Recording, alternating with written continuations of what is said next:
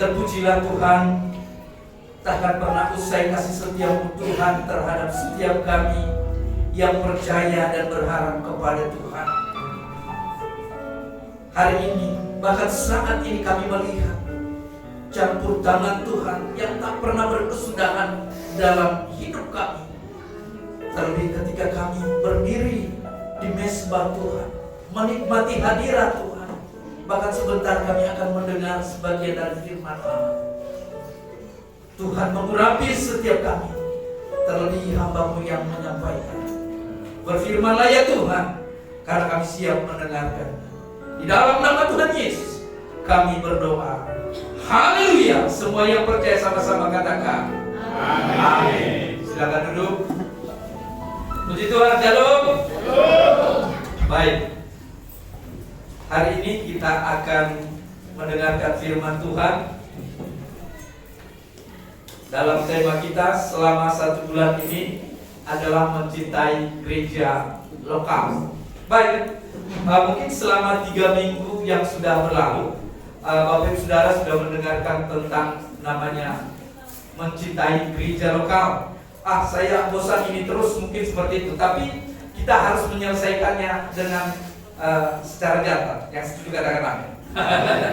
Secara jantan. Hari ini minggu terakhir di bulan Oktober, berarti minggu depan sudah gajian ya. Oke, baik. Kita akan membaca Alkitab kita yang saya ambil dalam kitab Injil Matius pasal yang ke-16 ayat yang ke-18. Injil Matius pasal yang ke-16 ayat yang ke-18. Yang sudah dapat katakan amin. Baik, kita akan sama-sama membaca ayat firman Tuhan ini dalam Matius pasal 16 ayat yang ke-18. Mari sama-sama kita bangkit berdiri. Kita membaca secara dengan suara yang kompak. 1, 2, 3. Dan aku pun berkata kepadamu, engkau adalah Petrus, dan di atas batu karang ini aku akan mendirikan jemaatku, dan alam maut tidak akan menguasainya. Silakan duduk. Terima kasih buat kesediaannya. Oke, baik. Banyak hal yang kita alami, banyak hal yang kita gumuli, banyak hal yang kita sudah tinggalkan, namanya bergereja. Bapak Ibu Saudara, gereja itu kalau kita lihat adalah secara fisik atau secara yang kelihatan adalah gedungnya. Gedung. Makanya dalam istilah bahasa aslinya kata gereja itu sebenarnya eklesia dalam bahasa Yunani. Namun dalam bahasa Portugisnya igreja. Igreja itu adalah sebuah tempat. Makanya di dalam 1 Petrus 2 ayat yang ke-9, kamulah bangsa yang terpilih, imamat yang rajani. Nah, pada ayat yang terakhir dalam 1 Petrus pasal 2 ayat yang ke-9 itu, yang keluar dari kegelapan menuju terangnya yang ajaib. Yang keluar dari kegelapan menuju terangnya yang ajaib. Nah, ini adalah versi 1 Petrus 2 ayat yang ke-9. Artinya gereja itu adalah sebuah pertobatan. Nah, jadi bukan berarti kalau gereja itu harus orang yang sudah bertobat, bukan. Tetapi sebuah pertobatan dari gelap menuju kepada yang terang. Itulah namanya gereja. Pertanyaannya mungkin begini, loh, kalau Tuhan Yesus datang kedua kali, bagaimana Tuhan mengangkat gereja yang besar-besar? Makanya ada namanya gereja yang kelihatan, ada gereja yang tidak kelihatan. Nah, dalam pendidikan agama Kristen atau dalam teologi, kata gereja itu sebenarnya sudah dipelajari oleh anak sekolah minggu, sekolah dasar, SD, SMP sampai kepada perguruan tinggi. Tapi di perguruan tinggi biasanya itu sampai semester 2 mereka mempelajari tentang kata gereja tersebut. Nah, hari ini kita sudah mendengar arti kata gereja itu sebenarnya. Gereja yang kelihatan adalah kita ini, gedung ini, kita. Tapi gereja yang tidak kelihatan adalah iman orang percaya. Nah, sampai di sini sudah kira-kira paham ya? Jadi kalau Yesus datang kedua kali atau rapture, second coming, dia akan mengangkat gerejanya. Kalau gedungnya kan berat, nggak muat nanti surga. Jadi apa? Yang diangkat adalah apa? Iman orang percaya. Makanya tadi saya katakan ada gereja yang kelihatan, ada gereja yang tidak kelihatan. Jadi gereja yang tidak kelihatan adalah iman kita, iman setiap kita yang hadir pada saat ini. Ini tidak kelihatan. Jadi iman itu tidak bisa diukur. Imannya itu sudah kuat. Nah, tidak seperti itu. Baru yang memimpin pujian atau yang melayani, imannya itu kan sudah kuat, dia sudah melayani. Itu pendeta itu imannya sudah kuat. Belum tentu. Tidak bisa dikatakan kuat. Itu sebabnya iman itu tidak kelihatan. Yang menunjukkan iman itu kuat adalah ketika ada eksekusinya. Contohnya, ketika kita merasa kekurangan, ketika kita dalam persoalan, kita tetap kuat memuji Tuhan. Itu iman yang kuat. Jadi kalau dikatakan pendeta itu imannya kuat, yang melayani itu imannya kuat dan seterusnya, itu bukan ukuran, itu bukan standar, dan kita tidak bisa melihat. Tetapi ketika kita bisa melihat sebuah iman, itu adalah dari eksekusinya.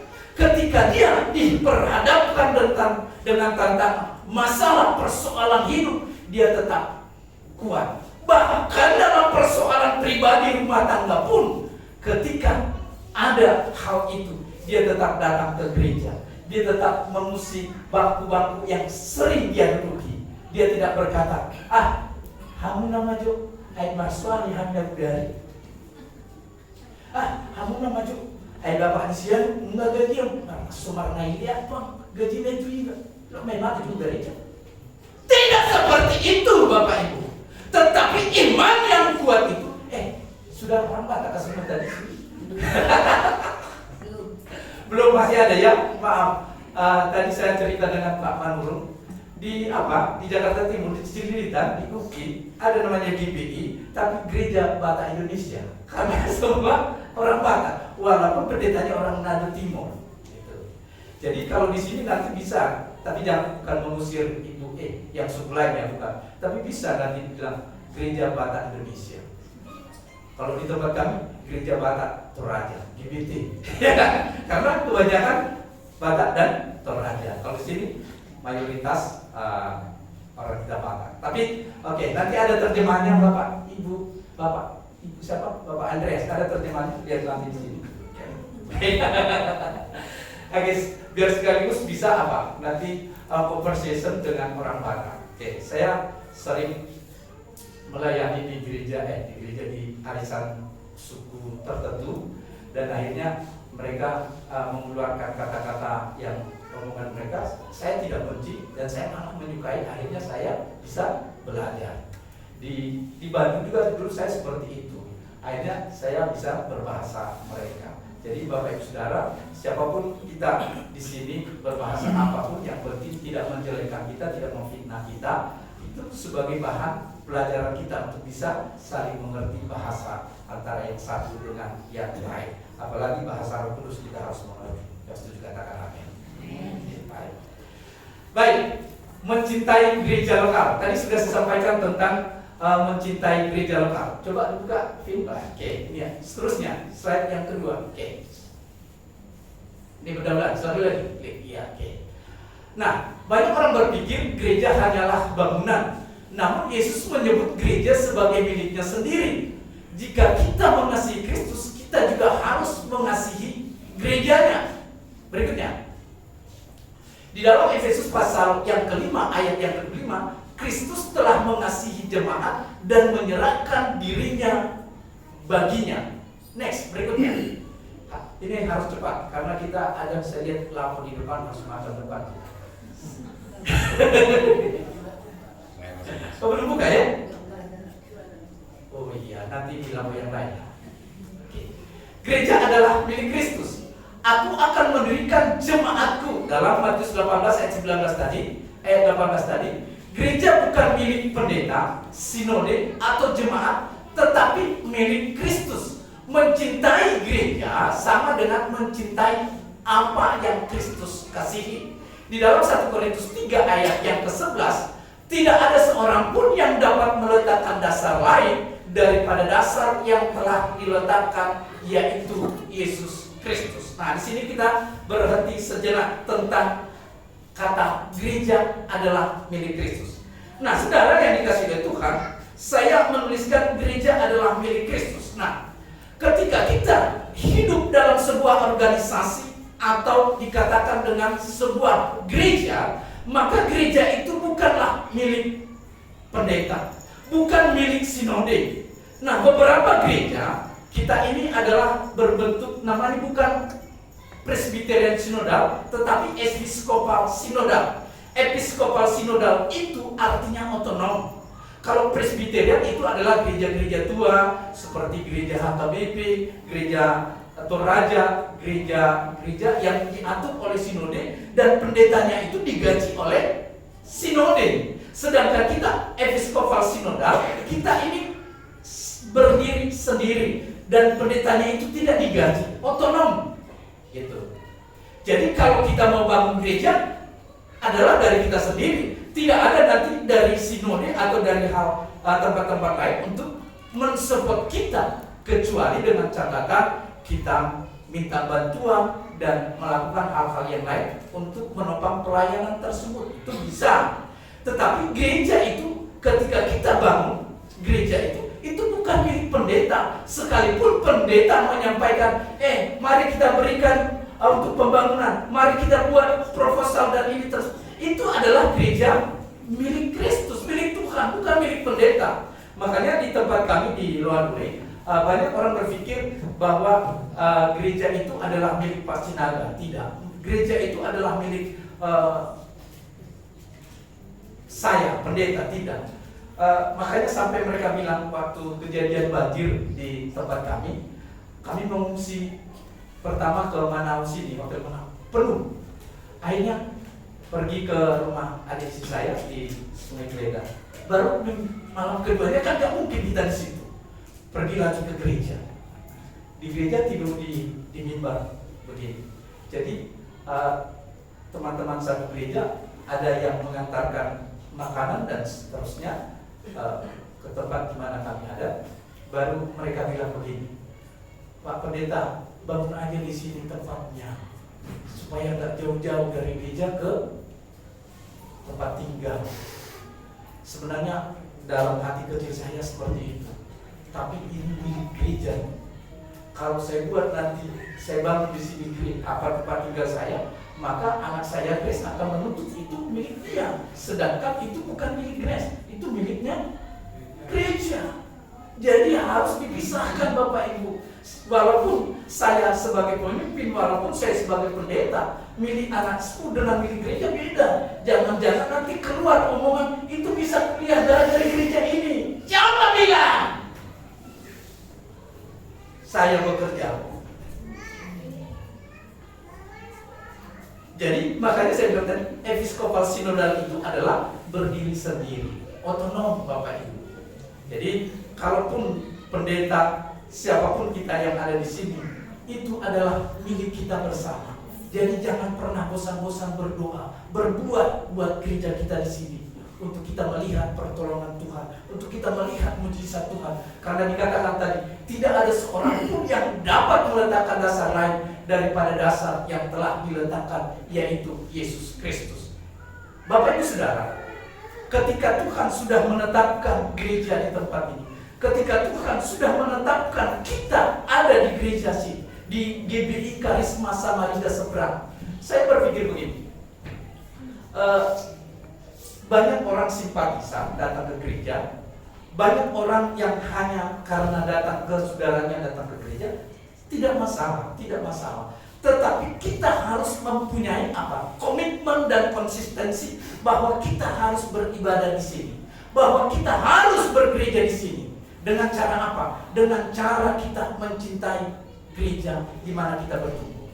Jadi makanya saya sampaikan sama teman-teman satu gereja di sana bahwa saya tidak melarang Anda pergi ketika gereja tertentu mengundang artis, ya kan? Nah, saya tidak melarang Anda ketika gereja tertentu mengundang pengkhotbah yang dipakai Tuhan yang luar biasa dan wow.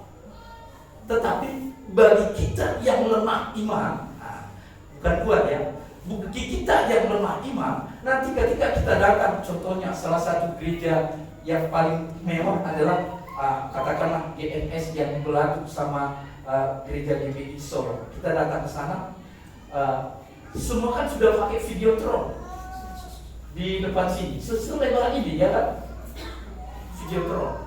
Nah, baru AC-nya dingin, baru kemudian penyambut penerima tamu itu dengan lemah lembut, senyumnya juga enak. Terima kasih Shalom. Enak. Salah dengan Pak Manu. Shalom, walaupun tangannya kasar. Sorry. Tapi enak, enaknya. Pendetanya juga yang khotbah enak. Baru pendetanya mobilnya juga bukan mobil apa, bukan mobil Avanza, tapi mobil yang mewah. Baru pulanglah dia ke gerejanya, dilihat, kalau di gereja sana kemarin beritanya enak, yang diakannya itu, penyambutannya luar biasa.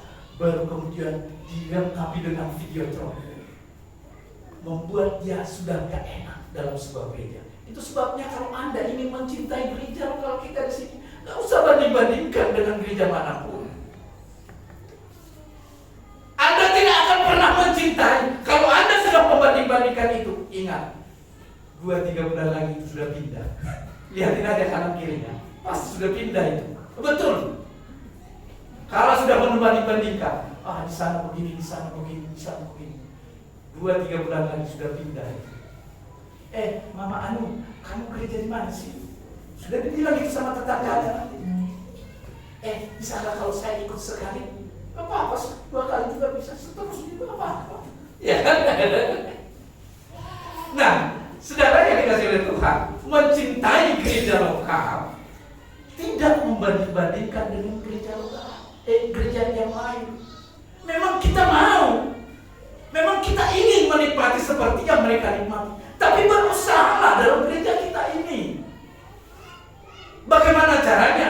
Berdoa, mau berkorban. Jangan cuma gereja siang begini, gereja siang begini, dan seterusnya.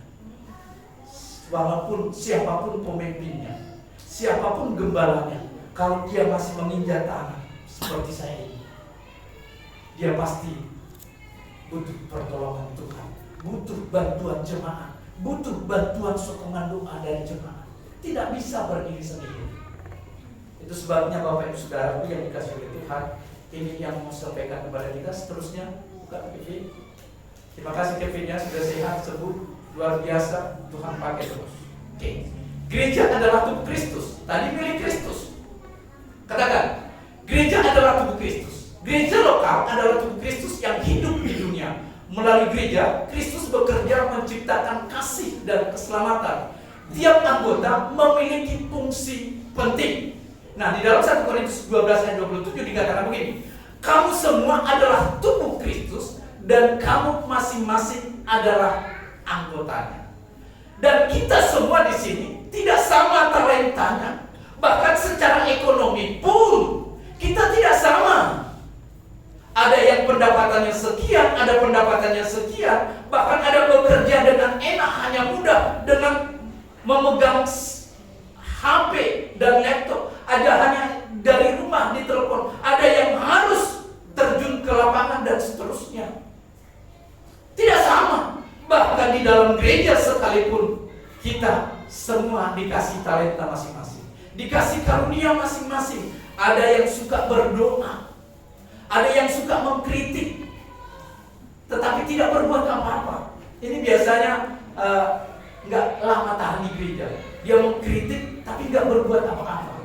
Suatu ketika saya disampaikan oleh seorang seperti itu sama saya, dikatakan begini, di gereja itu kan dari jalan ke jembatan agak tinggi. Baru setelah pulang ibadah, Pak Pendeta, ini dihitung dulu anggarannya berapa, nanti supaya enak di jalan. Akhirnya kita sudah programkan buat jembatan sebelah, kan di sebelah sudah ada jalan sebelah. Baru kemudian kalau nanti ini sudah dianggarkan, nanti setiap Sabtu saya akan bersihkan gereja ini. Tunggu. Dan saya tidak pernah mengingatkan, dan yang lain-lain yang pernah mendengar tidak pernah mengingatkan. Dan sampai hari ini saya masih menunggu janji beliau, tapi sampai sekarang belum. Doakan supaya Tuhan mengingatkan beliau. Biasanya, dan jangan juga datang ke gereja. Tapi itu dibutuhkan dalam gereja. Dibutuhkan. Harus ada seperti itu di gereja. Dan saya tidak membenci sebagai pemimpin, saya tidak membenci. Karena saya juga tukang mengkritik. Ini lihat Pak Simatupang. Ya Pak, tukang kritik di Pak Sinaga begini. Dan itu butuh di tempat sebuah organisasi maupun di gereja. Tetapi kritik yang membangun. Jangan hanya menyesatkan, jangan hanya membuat orang keluar dari gereja, tapi membangun, memotivasi. Itu adalah kritik yang baik.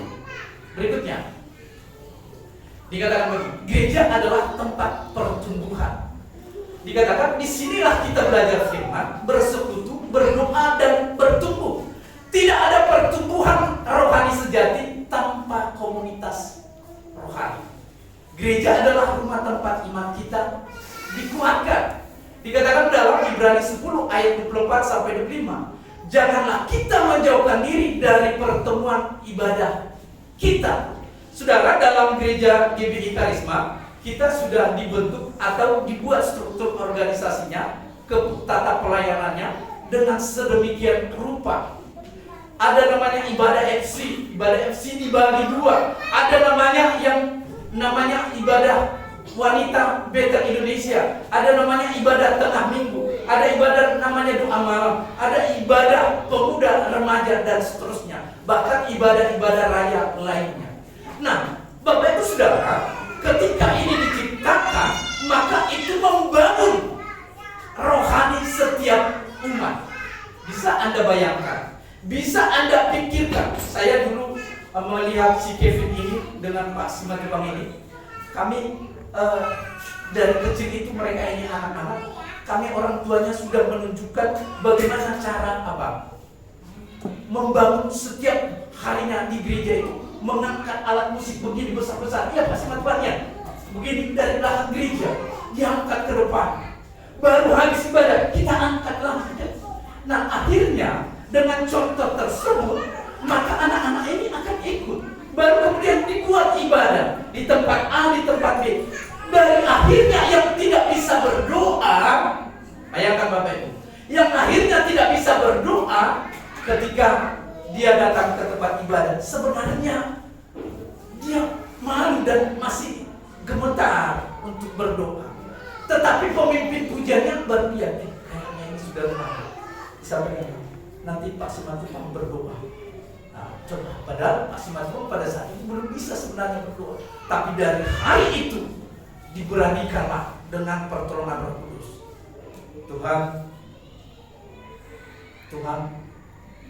Tuhan, tolonglah ibadah kami ini. Berkatilah ibadah kami ini. Dalam nama Tuhan Yesus. Gak banyak-banyak. Tapi dari pertama sekali dia disuruh ibadah di FC itu berdoa, maka untuk seterusnya Tuhan akhirnya dia pakai dia menjadi berdoa. Dan kita pun semua seperti itu. Jadi kalau Bapak Ibu Saudara malas ibadah FC-nya, malas ibadah WBI-nya, malas doa tengah malam, tengah minggunya, maka Anda tidak akan bertumbuh secara rohani. Dia nggak akan belajar. Jadi lewat yang program-program itulah kita semakin dewasa dan semakin mengerti ternyata ibadah itu adalah ibadah yang menguatkan dan membangun. Jadi bukan supaya ada tugas pendeta, bukan supaya ada tugas diaken, bukan. Supaya ada makan-makannya, tidak. Tetapi inilah yang membentuk kita semakin rohani. Makanya dikatakan dalam Ibrani pasal 10 ayat 24 sampai 25, janganlah kita menjauhkan diri dari pertemuan ibadah. Sekalipun tetangga kita mungkin bukan satu gereja dengan kita, ketika kita ada di rumah dipanggil untuk ibadah, bisa nggak? Bisa. Saya tetangga saya orang Katolik. ketika dipanggil saya ibadah, ikut saya. Bukan berarti nanti saya pindah ke Katolik, bukan. Tetapi ini pertemuan ibadah. Jadi Bapak Ibu Saudara yang dikasihi oleh Tuhan, hal ini membuat pertemuan-pertemuan ibadah seperti ini membangun kita, memotivasi kita untuk yang tidak tahu menjadi tahu. Ternyata doa syafaat dengan doa makan beda ya. Iya beda. Kan ada karena dia bisa berdoa, disuruh doa makan, dia doa syafaat, didoakan apa yang di TikTok itu, berkati bangsa Indonesia, New Zealand dan Thailand. Padahal doa makan ya kan? Ini New Zealand sama Thailand didoakan, bayangkan. Jadi kalau kita mengikuti ibadah-ibadah seperti ini, maka kita akan melihat, oh kalau doa makan, makanannya yang didoakan. Kalau doa syafaat, berarti semua didoakan. Nah seperti itu. Jangan pas doa makan menjadi doa syafaat menjadi doa makan. Jangan seperti itu Bapak Ibu. Jadi ini namanya ibadah. Ini gunanya kita dibuat pertemuan setiap minggunya. Banyak jadwal di gereja itu terus kita ikuti. Dan tidak menghalangi pekerjaan kita karena tidak dibuat pagi sampai sore, tapi dibuatnya sore sampai malam. Jadi pulang kita bekerja supaya kita jangan main TikTok terus di rumah, supaya kita tidak menonton sinetron, telenovela dan sebagainya, tetapi kita datang beribadah. Bisa belajar mendengarkan firman Tuhan, bisa belajar mendengarkan pemimpin pujian. Dan singer-singer yang ada di sini belajarnya bukan di sini, tapi dimulai dari FC. Kita suruh aja dulu pemimpin pujian di FC, baru naik level, naiklah dia menjadi singer di sini. Setelah naik menjadi singer di sini, naiklah dia menjadi WL di sini. Setelah naik menjadi WL di sini, bukan naik di sini, tapi dia menjadi WL yang handal. Ini pertumbuhan Bapak. Jadi gereja adalah tempat pertumbuhan. Next. Gereja adalah keluarga Allah.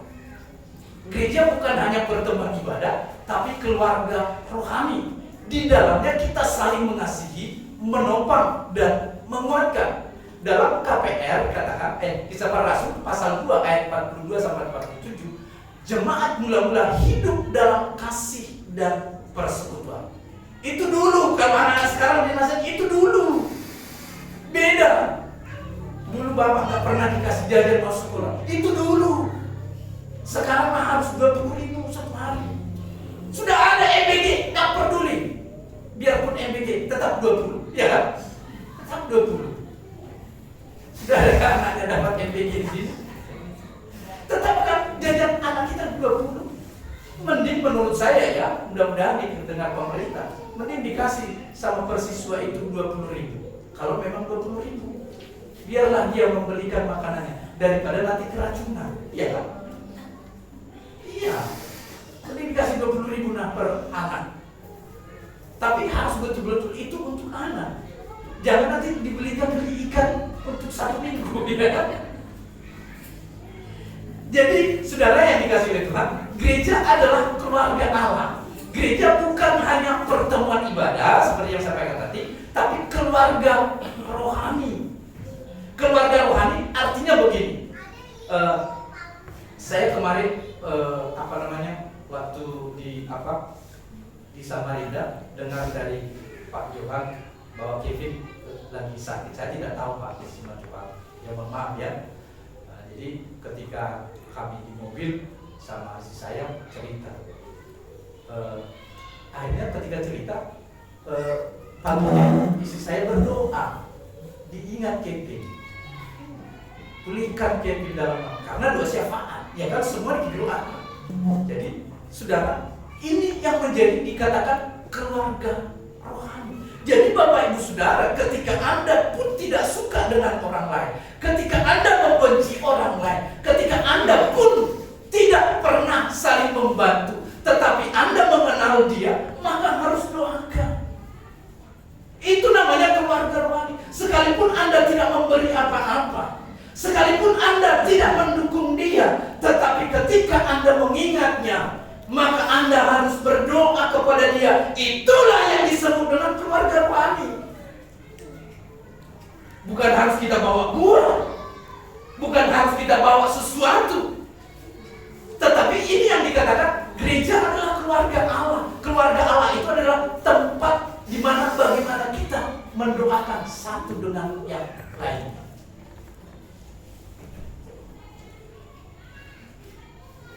Kita biasanya, mohon maaf, kalau apalagi kita orang Batak, kalau sudah benci, sudah gak mau mendoakan, sampai dibilang nanti kita ketemu di tanah merah aja.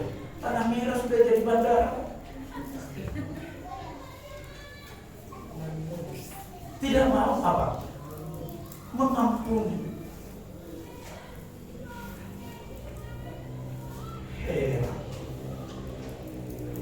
Saudara yang dikasih oleh Tuhan, dalam hal ini saya mau menyampaikan kepada kita bahwa gereja itu bukan hanya sebatas pertubuhan rohani, tapi keluarga Allah. Maka gereja-gereja tertentu seperti kita ini itu hampir lebih akrab kita dalam satu gereja daripada keluarga kita yang kandung. Lebih akrab. Bisa Anda alami, betul nggak? Lebih akrab kita di satu gereja itu daripada daripada saudara-saudara kita yang lain. Bahkan saya setelah bergereja di tempat seperti ini, lebih senang menghubungi teman-teman satu gereja daripada menghubungi keluarga di kampung. Padahal dulu setiap minggu telepon. Nah, bukan karena ada dia kasih atau saya ada kasih sama dia, tidak. Tetapi kita menganggap karena ini adalah keluarga Allah. Satu minggu gak ke gereja, baru satu ketika ada yang bermasalah, baru kemudian diantarkan ke rumah sakit istrinya, baru ditinggalkan. Baru saya tanya, di mana istrimu? Di rumah sakit. Kenapa kamu tinggal? Dia nggak suka dijagain. Baru kami datang sama istri saya. Katanya suami nggak mau teman kamu. Kenapa? Nggak, suruh aja dia jaga anak-anak daripada di sini. Loh, nanti kalau kamu ada apa-apa, biarlah anakmu sama saya. Biar dijaga. Nggak usah dijaga saya. Loh, mau ditinggalkan kan? Iya, nggak apa-apa ditinggalkan. Saudara yang dikasih oleh Tuhan, padahal itu bukan keluarga saya, ya, bukan keluarga dekat saya, tapi karena saya kenal di dalam Tuhan, maka seperti keluarga sendiri. Sampai malam-malam kita datangi, biarlah anakmu ini di rumah dulu. Kami nggak ada anak di rumah, biar kami menjaga anak ini. Biarlah rawat dulu istrimu. Baru kita merawat anak ini. Baru kemudian ketika mau pulang dari rumah sakit, diambillah anaknya nggak mau, dia maunya di rumah. Jadi saudara yang dikasih oleh Tuhan, itu bukan dari keluarga dekat, tapi dari keluarga rohani. Jadi Bapak Ibu Saudara, itulah enaknya, itulah kelebihannya ketika gereja adalah keluarga Allah. Berikutnya, Oke, baik. Terus bagaimana cara mencintai gereja lokal? Bagaimana supaya kita bertumbuh dalam gereja lokal ini? Yang pertama, berdoa bagi gereja dan pemimpinnya. Oke. Jadi saya bilang tadi, berdoa bagi gereja ini dan pemimpinnya. Pemimpinnya itu perlu nggak didoakan? Dia kan sudah rohani, dia kan sudah pendeta, perlu. Dia pun sama dengan Anda. Wah, pendeta kami kan kenalannya pejabat, pengusaha, pengacara. Gak perlu didoakan itu. Sekalipun Prabowo temannya, perlu didoakan. Iya. Prabowo aja butuh asisten. Prabowo aja butuh namanya sekretaris, pembantu, dan sebagainya. Padahal tinggal ngomong dia ada. Apalagi kita sebagai pendeta, apalagi kita sebagai pemimpin rohani, ternyata perlu didoakan oleh jemaat. Yang setuju katakan amin. Jangan giliran kita bersyukur kami pendetanya, giliran pendetanya nggak datang ibadah, baru dibilang apa? Pendeta itu nggak perlu didoakan itu, nggak pernah juga datang ke rumah.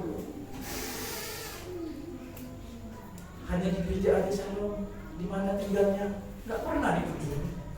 Malas aku lihat-lihat. Benar aja kalau perlu didoain.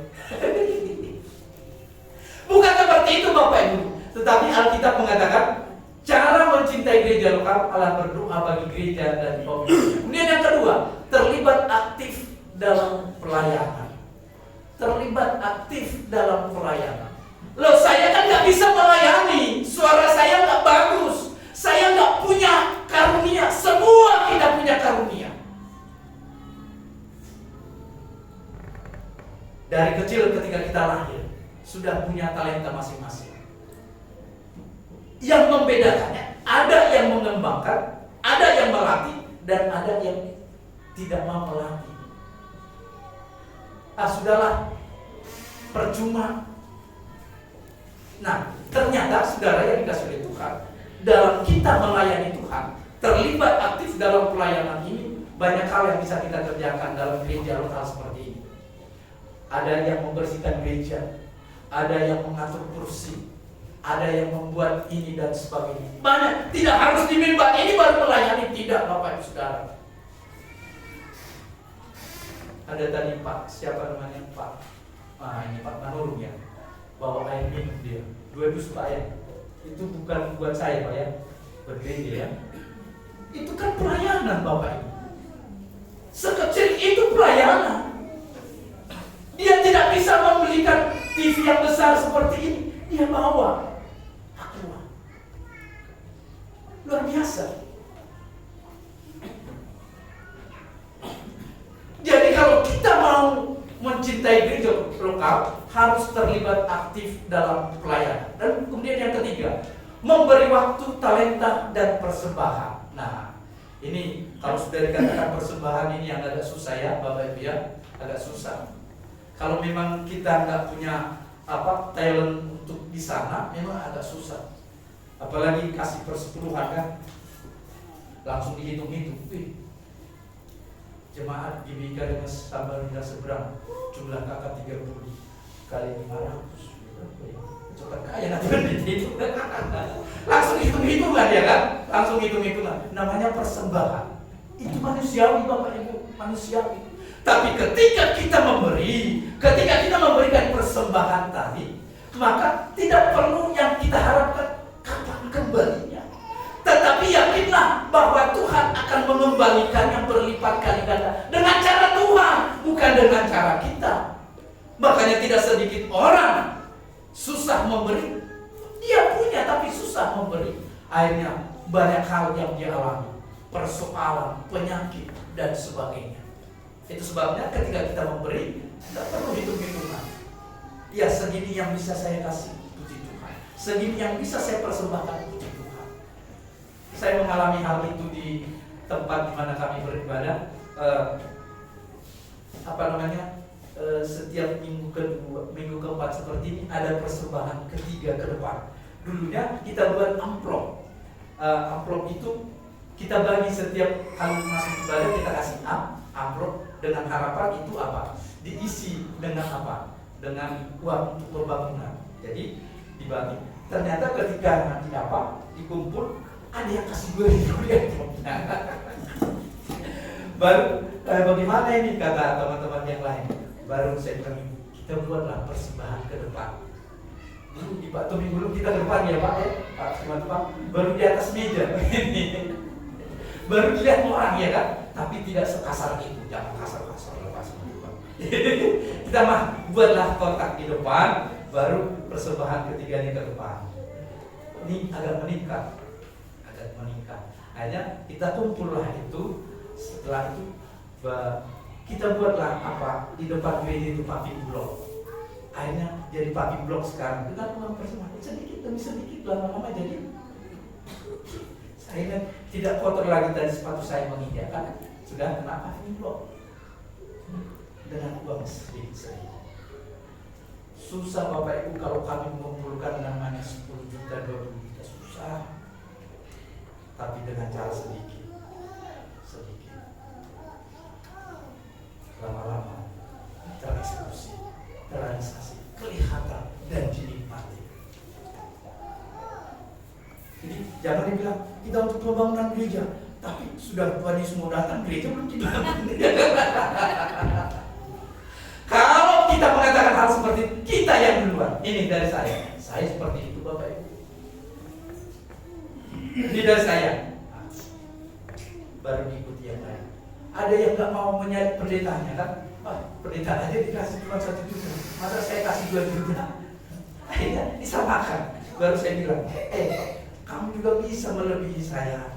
Jangan lihat dari saya, kamu nggak enak. Pendeta udah kasih 1 juta, masa saya kasih 1,5 juta?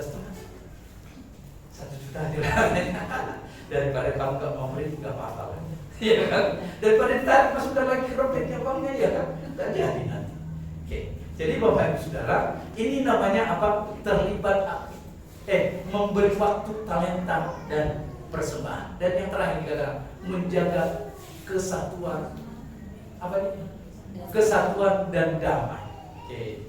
Jadi kalau di gereja ada provokator, di tim saya baru-baru ini ada, saya mengikuti PPD, di tim saya itu ada provokator. Provokatornya perempuan. Tapi teman akrab saya, kalau saya di FGFB, teman saya, dia kerja di Bank Mandiri, dan kemudian ketika sudah punya anak dia mengundurkan diri, dan kemudian ketika kami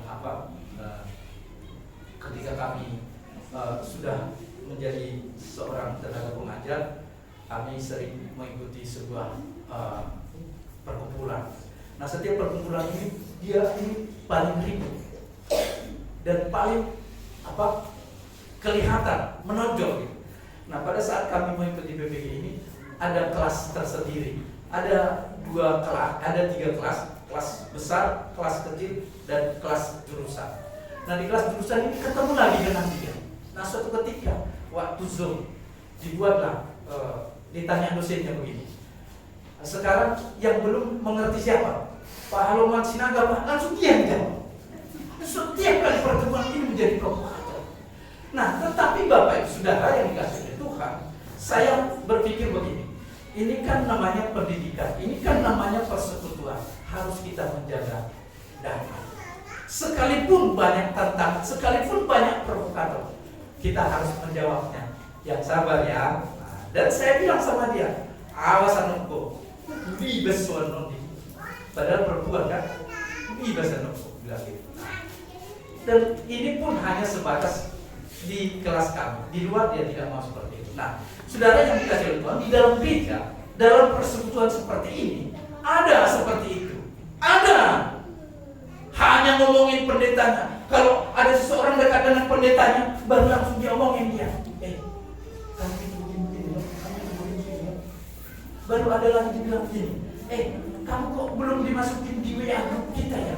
Apa kamu nggak dianggap jadi gimana?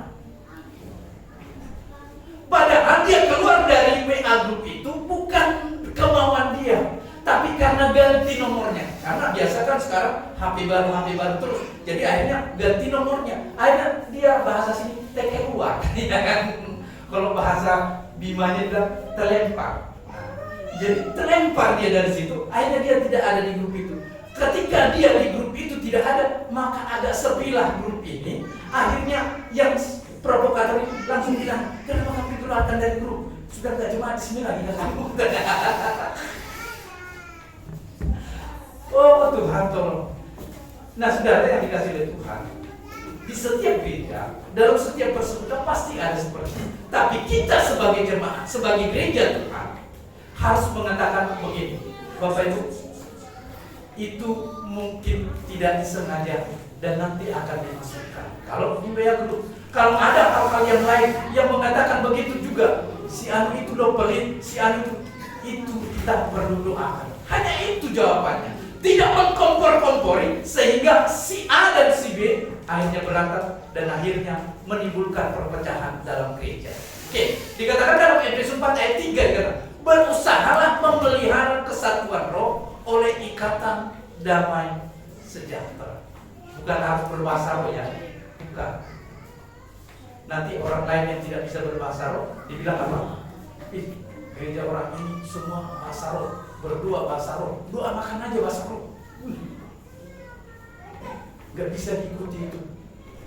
Nanti dibilang seperti itu. Tapi arti dari penulisan ini dalam kitab Efesus pasal 4 ayat 3, berusahalah memelihara kesatuan roh oleh ikatan damai sejahtera. Karena hati kita ini rentan, pikirkan kita ini rentan dengan perkataan, dengan bahasa tubuh apalagi. Bayangkan kalau kita salaman seperti di kumpulan orang Batak, salam. Shalom, shalom. Baru langsung bilang, baru kemarin beli motor baru langsung begitu gayanya, siaran begini. Padahal memang kalau kita di orang Batak itu biasa begitu. Halo, baru salam lagi, yang sama. Dan dilihat siapa yang salah. Apakah kita langsung sakit hati? Oh, itu namanya tidak mencintai gereja lokal. Tapi ketika dia datang menyalami Anda, bisa Anda ajar dia. Iya dulu kan, kalau tambah ganteng bapak ini. Oh ternyata salaman itu harus dilihat. Nanti dia akan belajar sendiri dengan eksekusi kita, dengan tindakan kita. Bukan harus balas dendam. Itulah yang dikatakan berusahalah memelihara kesatuan roh oleh ikatan damai sejahtera. Next berikutnya, ini sudah mulai selesai. Terus ini, terus. Gak perlu pakai ilustrasi. Oke. Aplikasi praktis. Jadilah jemaat yang aktif, bukan penonton. Jangan tinggalkan gereja saat Anda kecewa. Jadi kalau sudah selesai kecewa, maka kita tinggalkan gereja. Bukan. Ketika Anda sudah meninggalkan kecewa itu, justru Anda akan mencintai gereja.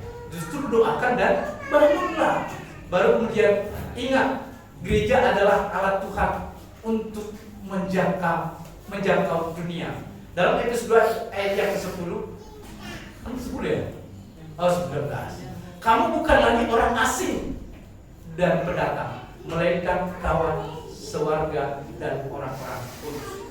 Di akhir dari khotbah saya pada saat ini, saya kembali menceritakan tentang nilai. Karena saya mengikuti PPG ini karena ukuran seumur saya sebenarnya mungkin Elis tahu ini stres sebenarnya kita.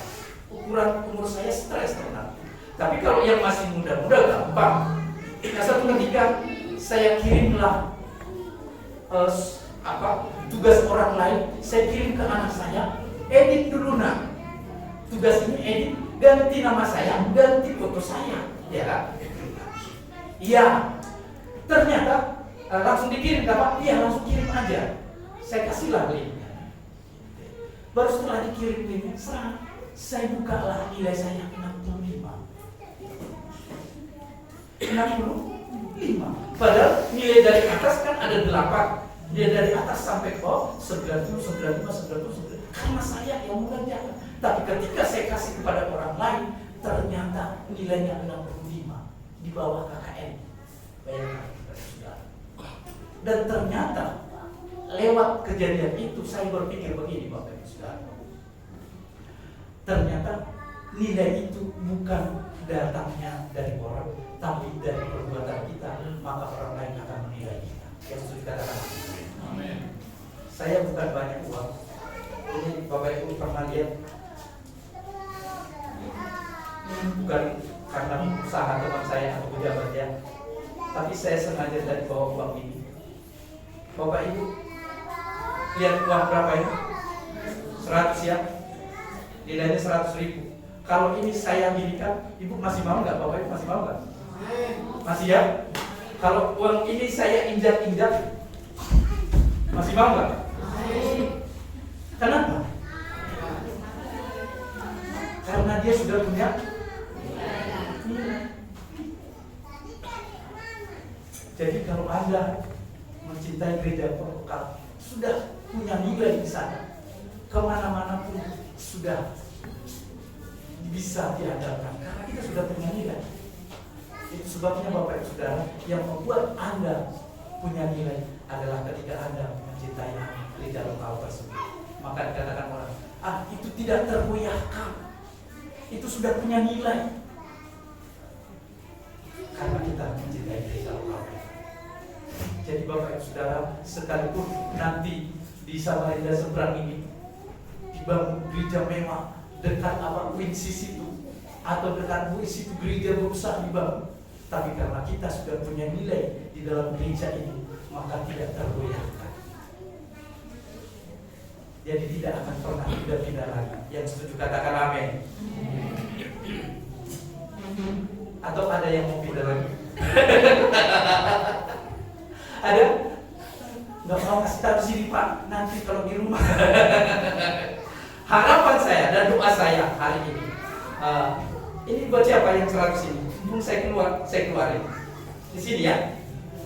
No, sini lah ya. Oke. Jadi Bapak Ibu Saudara yang dikasih oleh Tuhan, ketika kita punya nilai dalam sebuah persekutuan, maka kita akan tetap mencintai gereja Tuhan. Tuhan Yesus memberkati kita. Kita berdoa.